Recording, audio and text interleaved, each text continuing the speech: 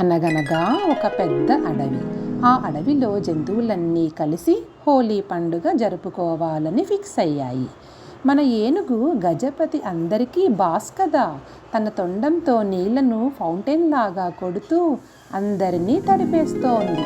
అప్పుడే అక్కడికి జిత్తుల మారి నక్క రంగుల డబ్బాతో వచ్చింది. కానీ ఆ నక్క వేరే ప్లాన్ వేసింది. ఎవ్వరికీ తెలియకుండా సింహం మీద రంగు చల్లి పారిపోవాలని చూసింది. మెల్లిగా వెళ్ళి బుస్సున రంగు చల్లింది. తీరా చూస్తే అది సింహం కాదు, నిద్రపోతున్న ఒక ఎలుగుబంటి. ఆ ఎలుగుబంటికి కోపం వచ్చి ఎవరది అని గట్టిగా అరిచింది. నక్క భయపడి పరిగెత్తుతుంటే దారిలో ఉన్న బురదలో టపామని పడిపోయింది.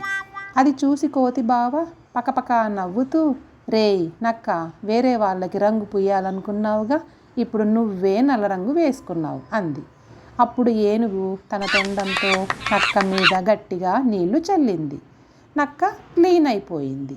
చివరికి అడవిలో జంతువులన్నీ పులి, జింక, కుందేలు ఒకరినొకరు కౌగిలించుకొని హ్యాపీ హోలీ అని కేకలు వేస్తూ పండగ చేసుకున్నాయి.